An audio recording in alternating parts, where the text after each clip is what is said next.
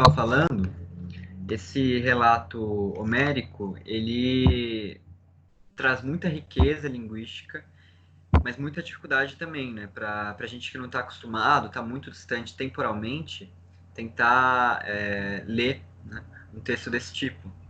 Então, algumas dicas que eu dou, tá? Como ele vai apresentar muitas imagens, muita descrição de lugares, de tarefas, de como estava o tempo, de como estava o clima no barco, enfim, como era o pessoal da ilha, né? Isso ele escreve bastante. Se deixem levar pelas imagens, né? Não fiquem tentando aprender muito intelectualmente a narrativa, né? Se deixa mais levar pelas imagens, né? Pensa que é um relato, né? Uma fala. Então é para ser uma experiência estética, tá? Acima de tudo. A tradução que eu estou usando é do Carlos Alberto Nunes.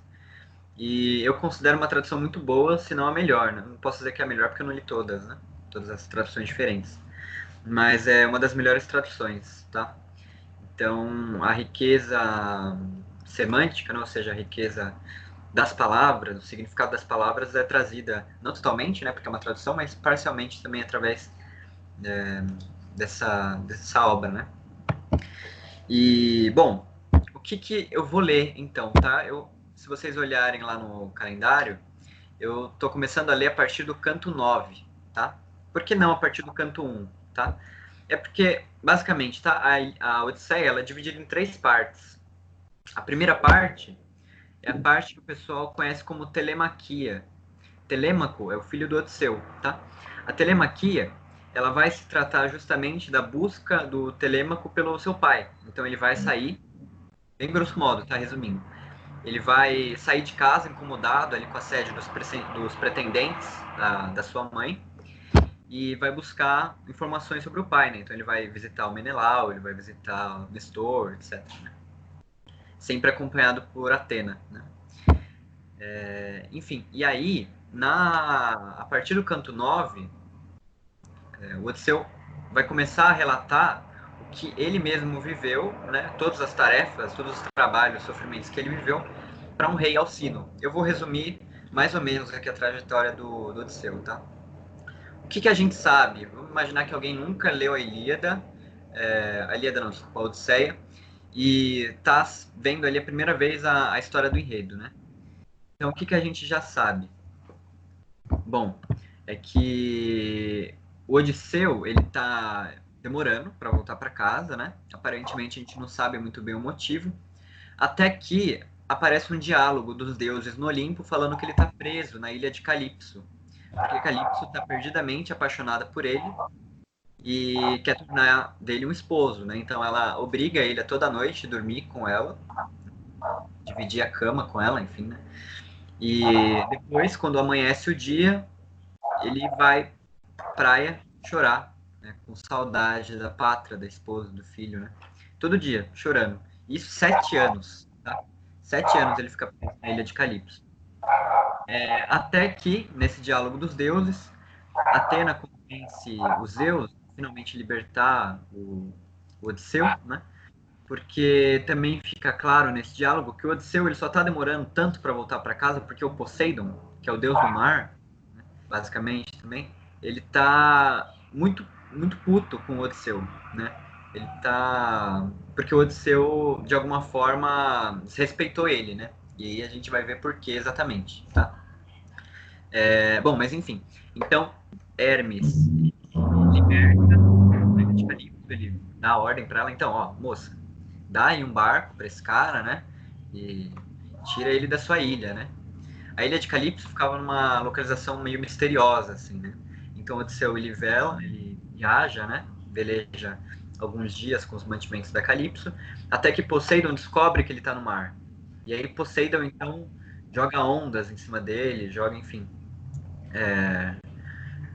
o mar em cima dele, né? Melhorou?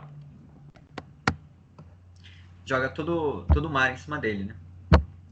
E então ele naufraga, né?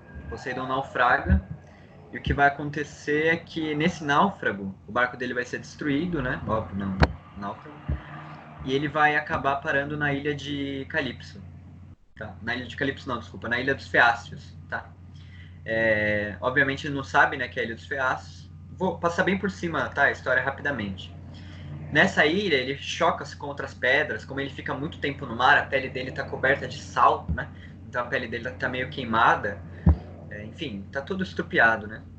Aí ele vai parar finalmente, né, na areia macia, liberto do mar, por assim dizer, né? Também com o auxílio dos deuses, tá? Principalmente de Atena. E aí ela vai infundir um sono nele para ele dormir, né, finalmente, depois de tantos dias acordado, né, tentando manter-se vivo no mar. Ele dorme no meio da vegetação ali, né, próxima do mar.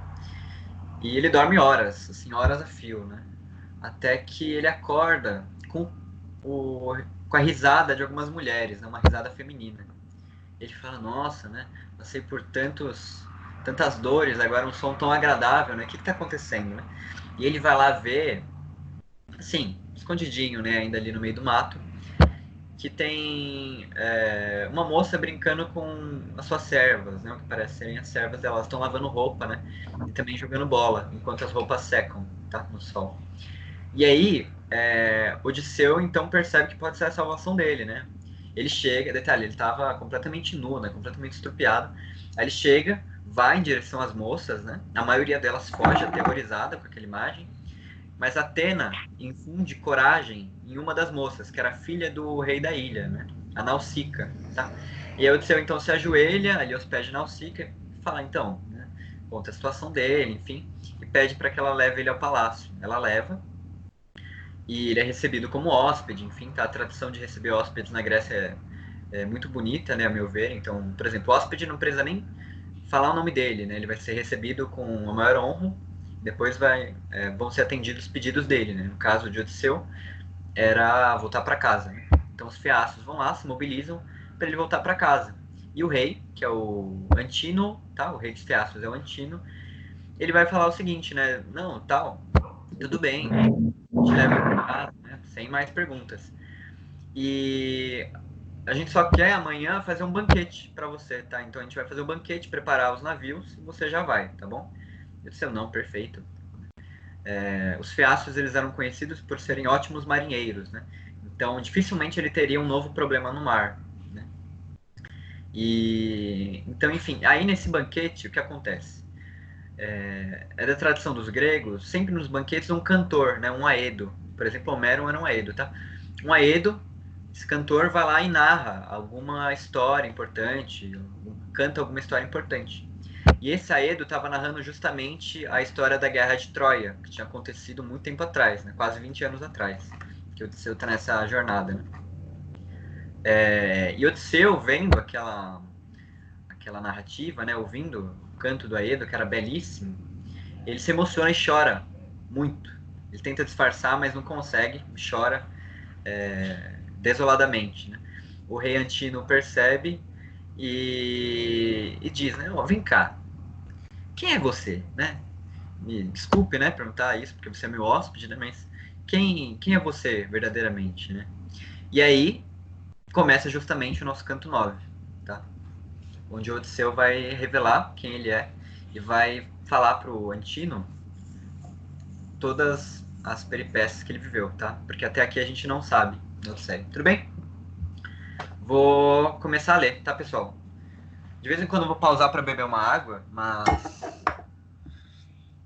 sem, sem mais delongas, tá? Se alguém quiser fazer uma pergunta, aproveita agora, tá? Porque aí, enquanto estiver lendo, vou pedir para vocês deixarem os microfones desligados.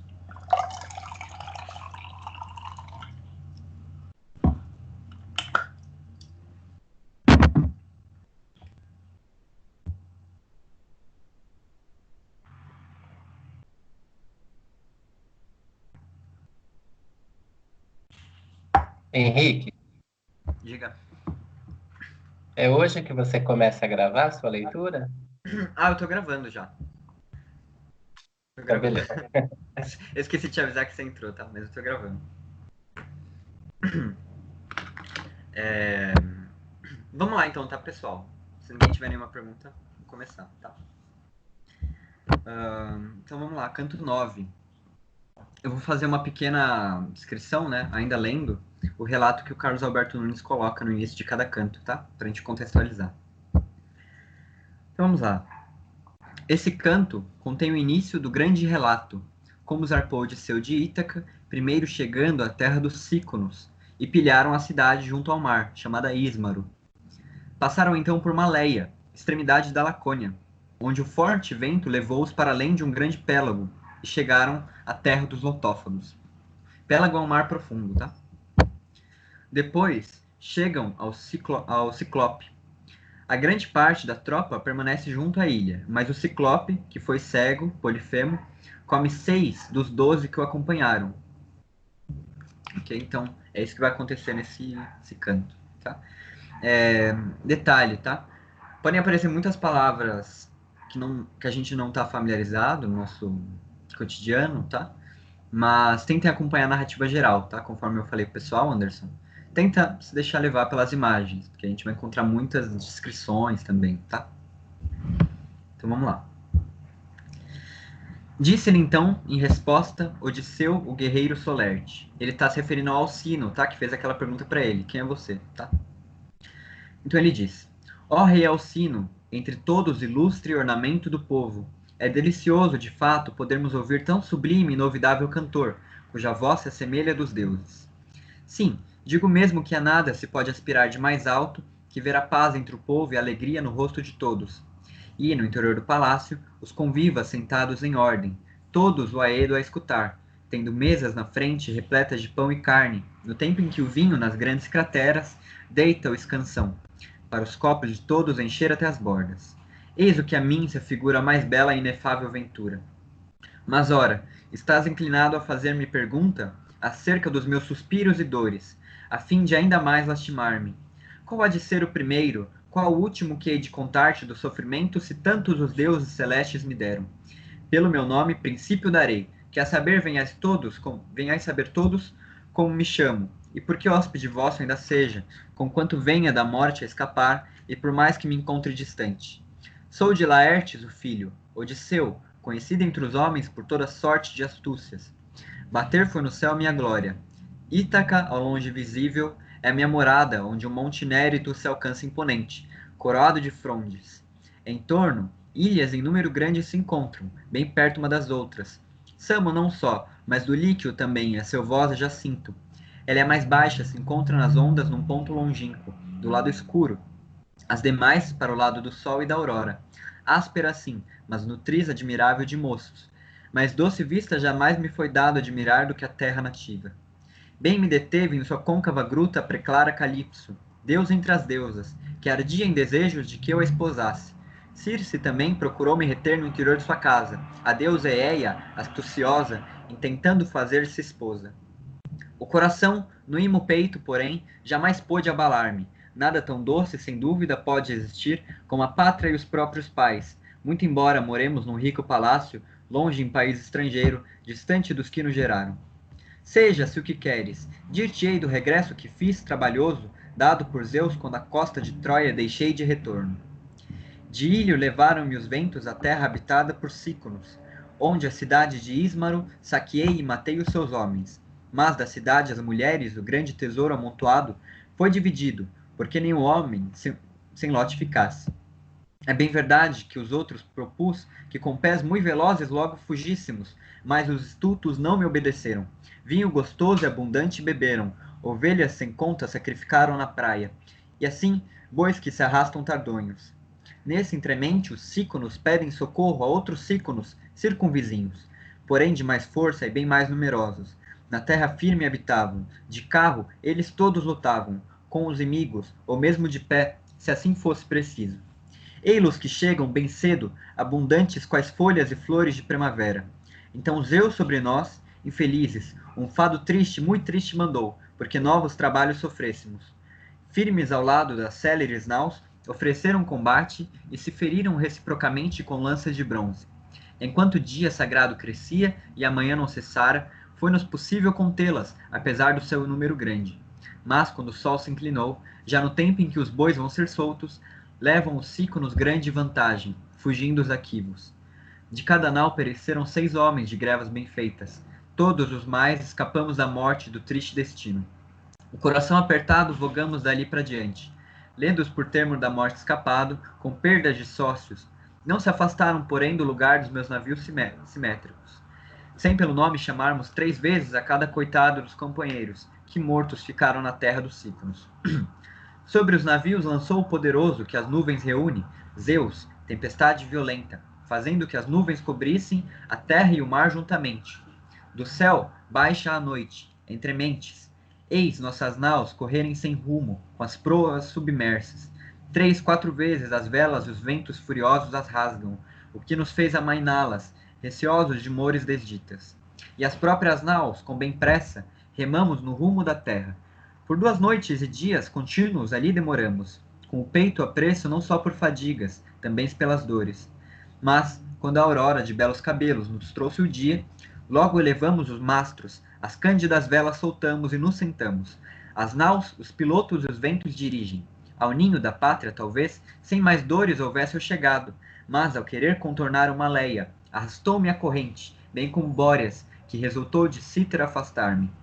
Por 9 dias dali me levaram os ventos funestos, por sobre o oceano piscoso. Somente no 10º, a terra nos foi possível descer dos lotófagos que comem flores. Nessa paragem descemos, a fim de fazer aguada. A refeição junto às naves velozes os sócios fizeram. Mas, tendo assim a vontade da fome e da sede saciado, sócios escolho e os envio, com o fim de notícias obterem sobre que gente aí morava, e se vive de pão como todos, tendo escolhido 2 homens e o arauto, o terceiro, por sócio. Ei-los que vão, sem demora, e se mesclam aos homens lotófagos. Esses lotófagos não empreendem fazer nenhum dano aos nossos homens, mas logo fizeram que loto comessem. Quem quer que viesse a provar uma vez desse fruto gostoso, nunca resposta haveria trazer, nem de novo empegar-se. Desejaria, isso sim, morar sempre com os homens lotófagos, a comer loto somente, esquecido de vez do retorno. Mas apesar das suas lágrimas, trouxe-os à força de novo, para as naus côncavas, onde os atei sobre os bancos do remo, tendo em seguida ordenado os queridos consórcios de viagem, que para sériles naves, sem perda de tempo, subissem. Não fosse alguém esquecer o retorno por causa do luto. Sobem, por isso, os demais para bordo, e se sentam nos bancos, todos em ordem, batendo com os remos nas ondas grisalhas.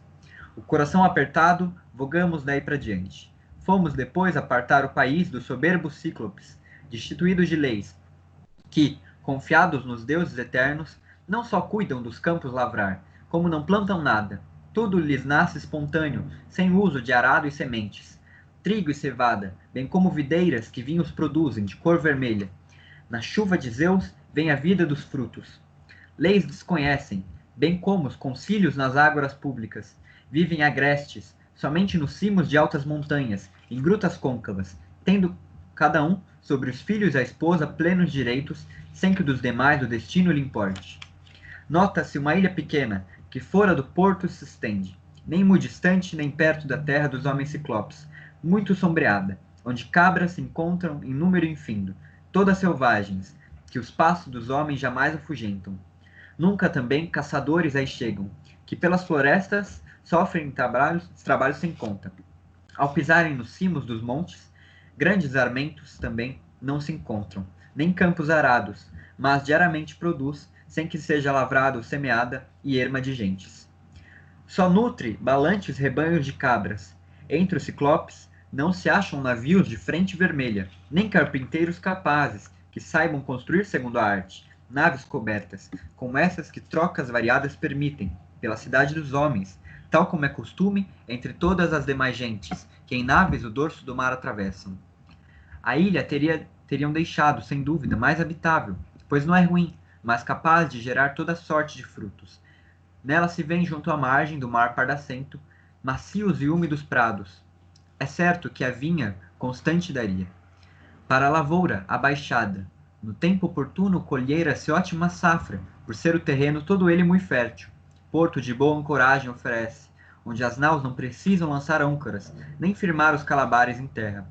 Mas uma vez aí chegados, os nautas poderiam, por quanto tempo quisessem, ou até lhes soprar um bom vento, Água muito límpida flui da porção mais interna do porto, vinda de gruta que se acha cercada por álamos negros. A esse lugar viemos ter, por um Deus, certamente guiados na escuridão, que fazia, de noite, em que nada se via, pois densa névoa baixara ao redor dos navios. A lua não nos brilhava no céu, envolvida se achando por nuvens. A ilha não foi percebida por homem nenhum dos navios, nem mesmo as ondas enormes que vinham quebrar-se na costa antes de haverem as naves de boa coberta parado. Mas, uma vez aí chegado, as velas sem mais amainamos, das naves todas, e a praia sonora do mar nos passamos, onde a dormir aguardamos que a aurora divina surgisse. Logo que a aurora, de dedos de rosa, surgiu matutina, a percorrer a ilha, toda pusemos, cheios de espanto. Ninfas, as filhas de Zeus poderoso, tocaram montes as cabras, que as nossas campanhas pudessem servir de repasto. Rapidamente das naves tiramos as lanças compridas e arcos recurvos, e tendo dispostos em 3 grupos os sócios, logo atiramos. Um Deus concedeu-nos caça abundante. 12 navios ao todo seguiam-me. A cada um tocaram 9 das cabras montesas. A mim, porém, 10 foram dadas. Dessa maneira, portanto, e até o sol no ocidente deitar-se, nos tivemos sentados, comendo e bebendo à vontade. O vinho tinto, de fato, ainda não se acabara nas naves, mas provisão ainda havia, pois muito nas ânforas tinham todos guardado, ao tocarmos os muros sagrados dos Cíconos. Perto dali, observamos a terra dos Cíclopes, e percebemos suas vozes, bem como o balido de suas cabras. Logo que o sol se colheu e o crepúsculo baixou sobre a terra, fomos-nos todos deitar pela praia, onde as ondas se quebram. Logo que a aurora, de dedos de rosa, surgiu matutina, faço reunir a assembleia, e aos presentes arrengo desta arte. Vós, companheiros, queridos de viagem, ficai aqui todos, que eu, no navio em que vim, juntamente com meus companheiros, vou ver se obtenho notícias da gente que mora ali perto, se porventura, selvagens violentos que leges conhecem, ou se de outras terras e amigos, e afeitos ao culto dos deuses. Isso lhes disse, e subi para a nau, tendo aos sócios mandado que se embarcassem também, e as amarras de trás desprendessem. Sobem por isso os demais para bordo, e se sentam nos bancos, todos em ordem, batendo com os remos nas ondas grisalhas. Em pouco tempo chegamos à terra, que estava bem próxima, onde no extremo uma gruta avistamos do mar muito perto, ampla e elevada, sombreada por muitos loureiros. Inúmeras cabras e ovelhas balavam, em torno das quais se elevara muro composto, todo ele de pedras fincadas no solo, e altos pinheiros, e grossos carvalhos de copas altivas.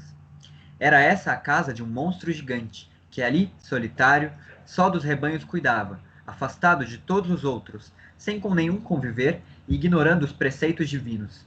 Era ele um monstro espantoso deveras, que aspecto não tinha de homem que vive de pão, mas de um pico coberto de selvas, de alta montanha que longe das mais se destaca isolada.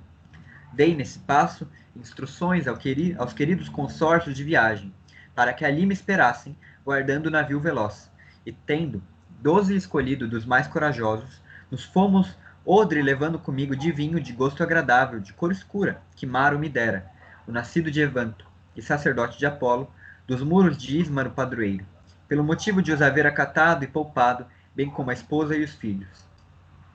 Morava num bosque sombreado por árvores, de Febo Apolo. Magnífico brinde, então, me deu ele. De ouro talentos me deu, 7 ao todo, muito bem trabalhados, uma cratera de prata maciça, bem como 12 ânforas, de alças ornadas e cheias de vinho gostoso e sem mescla. Era bebida divina. Ninguém tinha disso notícia lá no palácio, entre todos os servos e servas da casa, com exceção de uma só despenseira, ele próprio e a consorte. Quando queriam beber desse vinho melífluo e vermelho, era a medida deitar uma taça bem cheia do mesmo envinte de água. No vaso, evolava-se aroma inefável, coisa divina. Custava a qualquer não poder saboreá-lo. Odre bem grande aprontei desse vinho, e um surrão de vitualhas, pois me dizia uma voz no imo peito valente, que iria me ver de fronte de um homem dotado de força excessiva, bronco selvagem, ignaro das leis e do senso do justo. Em pouco tempo chegamos à gruta, mas não o encontramos dentro. Levava a passear pelo prado suas pingues ovelhas. Dentro da gruta, tomado de espanto, admirávamos tudo, os secadouros de queijo que se acharam repletos, cabritos e anchos do estábulo apertavam-se, todos muito bem segregados, os que nasceram primeiro, os de idade mediana e por último os recém-nados. Das muitas vasilhas o soro escorria, tarros não só, mas gamelas bem feitas, nas quais ordenhara. Meus companheiros, então, me pediram voltássemos logo com uma boa porção desses queijos, depois cuidaríamos, sem perder tempo, de as naves velozes levar alguns anhos e cabritinhos, e as ondas salgadas cursar em seguida. Mas não me quis convencer, e bem mais vantajoso me fora, pois desejava encontrá-lo e provar o hospital agasalhado. Mas para os sócios, sua vista viria a tornar-se funesta.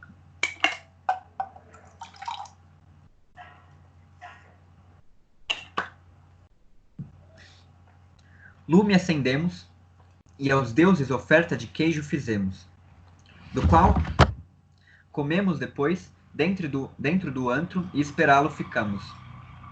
De apacentar o rebanho voltou, carregado nos ombros de lenha um feixe grandíssimo, para a feitura da ceia, o qual lançou para dentro da gruta com bulha tão grande que, apavorados, recuamos para o ângulo extremo da mesa, para o inferior da caverna espaçosa, compele o rebanho, que pretendia ordenhar, mas deixando do lado de fora todos os machos, carneiros e bodes, num pátio cercado.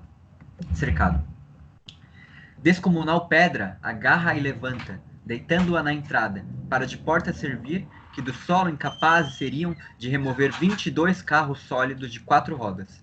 Tal era o peso da pedra, que à entrada lhe pôs da caverna. Logo depois se assentou, porque ovelhas e cabra mungisse, como de praxe, deixando cada uma com o filho de mama. Faz que, depois da metade do cândido leite talhasse, e o recolheu, comprimindo-o num cesto tecido com vime, e outra metade em vasilha guardou, porque sempre pudesse dele beber, e mais tarde servisse também como ceia. Tendo concluído todo esse trabalho, acendeu logo o lume, vendo que ali nos achávamos, disse presto o seguinte: ó estrangeiros, quem sois? De onde vindes por úmidas vias? É por algum interesse, ou à toa cruzais o mais vasto como piratas, que vagam sem rumo com o risco da vida, enquanto vão conduzindo a desgraça as pessoas estranhas? Disse, a essa voz partiu-se nossos corações no ímbo peito, ante o ritombo da voz, e ante ainda a figura do monstro. Mas apesar disso tudo, lhe disse em resposta o seguinte: somos aqueus, que da terra dos Troas nos vemos jogados, por toda sorte de ventos, no abismo infindo das ondas, na rota estamos na pátria, mas todos os outros caminhos sulcando. Vimos aqui foi, talvez, o desígnio de Zeus poderoso. É nosso orgulho contarmos-nos entre os Atrida Agamenon, de cuja glória sem par toda a terra se encontra impregnada. Tal foi a grande cidade por ele destruída, bem como povos sem conta. Ora viemos à tua presença e de abraço súplice aos joelhos, pedindo que dons hospedais nos concedas, ou qualquer coisa, tal como é costume aos estranhos fazer-se. Aos deuses todos respeita, meu caro, pois somos pedintes. O próprio Zeus é quem vinga e protege os mendigos e estranhos. Zeus protetor que acompanha em seus passos os nobres pedintes. Isso lhe disse, ele logo me torna com ânimo duro. És bem simplório, estrangeiro, ou de longes paragens chegando, para exortar-me assim a que os deuses acaste e os evite. Nós, os ciclopes, não temos receio de Zeus poderoso, nem dos mais deuses beatos, pois somos mais fortes que todos. Pelo respeito de Zeus, tão somente não te pouparia, nem a teus sócios, se a tanto meu peito não fosse inclinado. Ora, me conta onde se acha ancorada tua nave bem feita, para que o saibas, se perto ou num ponto distante da terra. Bem compreendi então qual era seu plano, pois muito sabido me julgo por tal motivo com frase engenhosa. Lhe disse então em resposta: foi por Possido que a terra sacode, destruída e muito rápida em nave que eu vinha, de encontro aos rochedos da terra em que habitas, num promontório atirado, que foi pelos ventos marinhos, eu e meus sócios fugir conseguimos da morte precípite. Disse-lhe, o monstro sem nenhuma palavra me deu em resposta, mas levantando-se, as mãos estendeu para meus companheiros, e segurando 2 deles, ao solo, quais 2 cachorrinhos, os atirou. Derramaram-se os miolos na terra, molhando-a. Ceia com eles prepara, depois de cortar-lhe os membros, e os devorou como leão montanhês, sem deixar coisa alguma. Músculos, vísceras e ossos providos de gordo tutano. Nós prorrompemos em soluços, a Zeus elevamos os braços, diante daquele espetáculo. O desânimo a todos invade, quando o ciclope acabou de entupir a monstruosa barriga com carne humana, e por cima bebeu leite nível, sem mescla. Dentro da côncava gruta deitou-se no meio das reses. Nesse momento ocorreu-me no peito magnânimo a ideia de aproximar-me do monstro e sacar meu gládio cortante, para enterrar-lhe no peito, onde o fígado se acha encoberto, logo que o houvesse apalpado. Mas outras razões me estolheram. Morte haveríamos todos ali pavorosa, de certo, pois da alta entrada da gruta jamais removeríamos poder, por nossas mãos, esse bloco maciço que o monstro pusera. Entre os suspiros, portanto, aguardamos a aurora divina. Logo que a aurora de dedos de rosa surgiu matutina, Lume acendeu na caverna e ordenhou todo o pingue-rebanho, como de praxe, deixando cada um com o filho de mama. Tendo assim, pois, com presteza, concluído todo esse trabalho, dois novamente apanhou, e o repasto apressou com seus corpos. Tendo almoçado, afastou facilmente o penhasco da porta, e para fora tocou todo o pingue-rebanho. Após isso, torna a repô-lo no mesmo lugar, qual tampa na aljava. Com assobios levou para os montes o gordo rebanho. O monstro de olho redondo, eu fiquei com meus planos sinistros, de como dele vingar-me e obter glória, se Atena me ouvisse. Até que, afinal, tomei um, entre os vários alvitres pensados. Junto da cerca se achava o bordão do ciclope, do tronco de uma oliveira ainda verde, que ali a secar fora posto, para depois ser usado. Ao olhá-lo julgávamos fosse mastro de negro navio, tocado por 20 remeiros, barco muito largo de carga que o abismo marinho atravessa. De tal grandeza e grossura aquela árvore a todo surgia. Aproximando-me dele, cortei um pedaço da altura de uma braçada e o passei para os sócios, a quem logo ensino como o polirem. Depois disso feito, agucei uma ponta, e por deixá-lo em bom ponto queimado, o meti entre as brasas. Logo depois, o tirei e o escondi com cuidado no esterco, que se encontrava amontoado por toda a extensão da caverna. Aos companheiros, depois, ordenei que por sorte tirassem, quem com coragem se achava de alçar esse mastro comigo e no olho dele enterrar, quando o sono o colhesse agradável. Foram, por sorte, escolhidos os mesmos que eu próprio haveria de designar, 4 ao todo, entre os quais me incluí como quinto. Como seu rebanho veloso voltou pela tarde do pasto, e as reses todas tocou para dentro da gruta espaçosa, sem que deixasse uma só para fora do pátio cercado, ou por suspeita qualquer, ou por tê-lo avistado um dos deuses. Descomunal pedra agarra e a levanta, deitando-a novamente na entrada. Logo depois se assentou, porque ovelhas e cabra mungisse, como de praxe, deixando cada uma com o filho de mama. Tendo assim, pois, com presteza, concluído todo esse trabalho, 2 de nós outros ainda tomou para novo repasto.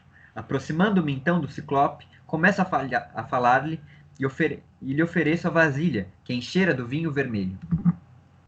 Toma, ciclope, experimenta esse vinho. Uma vez que comeste carne de gente, hás de ver que bebida se acha no bojo das nossas naus. Trouxe a fim de libar-te, que tenhas piedade e nos reenvies. Tua fúria, porém, é de fato indizível. Quem, insensato, há de vir até aqui procurar-te dos muitos homens, se tão em contrário aos costumes conosco operaste? Disse-lhe. O vinho aceitou, e o bebeu, revelando tão grande gosto por essa bebida, que logo pediu nova dose. Dá-me outra vez, sê bondoso, revela-me logo o teu nome, para que possas ofertar-te um presente que muito te alegre. As terras férteis dos homens ciclope também nos produzem vinho em cachos vermelhos, que a chuva de Zeus faz serviço. Este, porém, tem sabor de mistura de néctar e ambrosia. Disse, de novo, lhe propus outra dose do rútilo vinho. 3 vezes mais lhe ofereci. Por 3 vezes bebeu o demente. Mas quando vi que a bebida alterara a razão do ciclope, para ele então, me voltando palavras melífluas, lhe disse: Pois bem, ciclope, pergunta-me o nome famoso. Disto vou, mas a ti cumpres dar-me o presente que há pouco aludiste. Ei-lo, Ninguém é o meu nome. Ninguém costumavam chamar não só meus pais, como os mais companheiros que vivem comigo. Isso lhe disse, e ele logo me toma com ânimo duro. Pois, de ninguém farei o último almoço depois da companhia. A todos os outros primeiro. Esse é o grande presente aludido. Disse e caiu para trás ressupino, estendendo-se ao longo como cachaço monstruoso, encurvado. Domou-o logo o sono que tudo vence. Da goela saía-lhe vinho e pedaços de carne humana. Embriagado, expelia no vômito as postas. Foi quando o pau, que eu cortara, enfiei bem no meio da cinza para aquecê-lo. Coragem procura incutir com palavras nos companheiros, não fosse algum deles recuar só de medo. Mas quando o pau de oliveira, apesar de ser verde, se achava quase no ponto de chamas arder e ficara brilhante, rapidamente do fogo tirei. Ao redor se postaram meus companheiros. Coragem nos deu qualquer grande demônio. Eles então levantaram o pau, cuja ponta afilada no olho do monstro empurraram, para trás apoiando-me nele. Filo girar, como fura num trado uma viga de nave. O carpinteiro, enquanto outros em cima as correias manobram, de ambos os lados. O trado não cessa de a roda mover-te. Dessa maneira, virávamos todo o pau incendiado, no olho redondo, escorrendo-lhe a volta fervente sangueira. A irradiação da pupila incendiada destruiu toda a pálpebra e a sobrancelha. As raízes, a ação do calor, rechinaram, do mesmo modo que um grande machado, ou um machado pequeno, em água fria mergulho bronzista entre grandes chiados. Esse o remédio com que se costuma dar têmpera ao ferro. Dessa maneira, rechia no pau de oliveira o olho grande. Solta o gigante, urro enorme, que atrou a profunda caverna. Apavorados recuamos. Depois, arrancou do próprio olho o pau vermelho do sangue, que dele abundantemente escorria. E longe o atira. O agitar das mãos, ambas com gesto louco. Em altos brados, então, chamam os outros ciclopes, que em grutas das redondezas habitam, nos cimos por ventos batidos. Estes lhe ouviram os gritos, correndo de todos os lados, postos em roda da furma, perguntaram de que se queixava. Ó Polifemo, que coisa te faz soltar gritos tão grandes na noite santa, em que tanto a nós todos o sono perturba? Malgrado teu, porventura, algum homem te pilha ao rebanho? Mata-te alguém? Ou com uso de força ou por meio de astúcia? De dentro mesmo da furna, lhes diz Polifemo fortíssimo: dolosamente, ninguém quer matar-me, sem uso de força. Eles, então, em resposta, às aladas palavras disseram: se ninguém, pois, te forçou a te encontrar aí dentro sozinho, meio não hás de evitar as doenças que Zeus nos envia. Pede, portanto, socorro a Possídio, teu pai poderoso. Isso disseram e foram-se logo dali. Ri-me no íntimo, por ver que o ardil excelente do nome alcançara o objetivo. Nisso, o ciclope a gemer entre dores artrosas, torcendo-se, foi apalpando com as mãos e da entrada o penhasco retira. Mas ali mesmo assentou-se, com braços e mãos estendidos, a fim de ver se apanha qualquer que dentre as reses fugisse.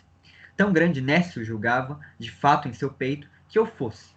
Eu, no entanto, pensava comigo no modo mais viável de como fosse possível livrar a mim próprio da morte e aos companheiros.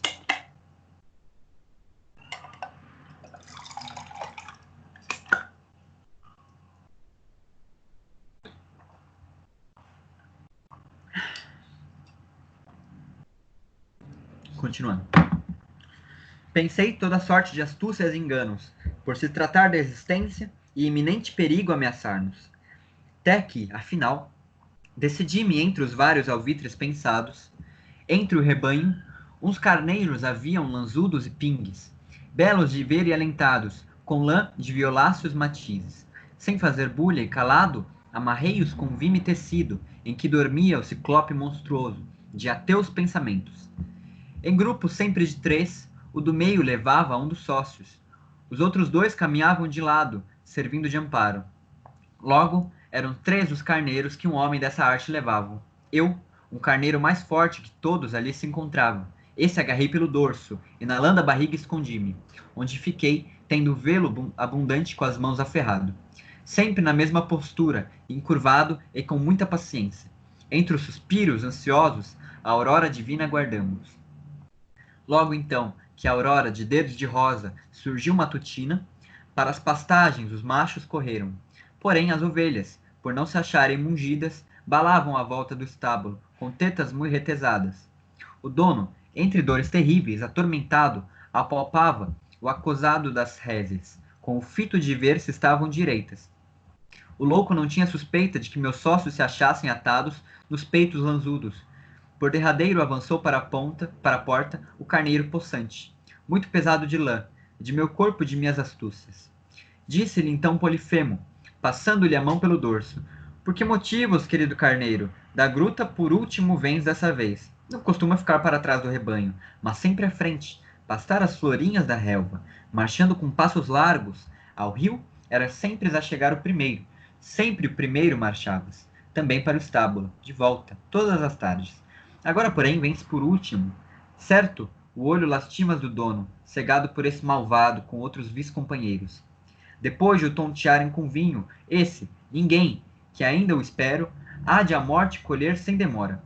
Ah, se pensasse como eu, e de vós também fosse dotado, para dizer-me onde ele se encontra, evitando o meu braço, atirá-lo-ia sem dúvidas contra o chão duro, para que os miolos escorreriam por todos os lados. Então, suportara mais aliviado a desgraça que o pífio ninguém me ocasiona. Tendo isso dito, o carneiro soltou para o lado da porta, quando já estávamos longe o bastante da gruta e do pátio. Me libertei do carneiro. Depois fiz o mesmo com meus sócios. Rápido, o gordo rebanho de pernas delgadas, tocamos, e nos voltamos por vezes até alcançarmos as naves. Os companheiros diletos alegres nos viram de volta, salvos da morte, mas choram por causa da perda dos outros.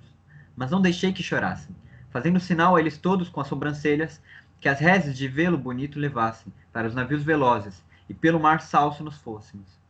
Sobem, por isso, os demais para bordo e se sentam nos bancos, todos em ordem, batendo com os remos nas ondas grisalhas. Tanto que a salvo me achei à distância somente de grito. Para o Ciclope virei-me e disse as palavras mordazes. Não deverias, ó Ciclope, ter comido de um fraco os companheiros na côncava gruta, abusando da força. Teus atos ímpios, ó monstro, haveriam de um dia voltar-se contra ti mesmo, por teres o arrojo de casa em teus hóspedes. Monstro, comer. Zeus assim te castiga, por isso e os mais deuses. Isso lhe disse.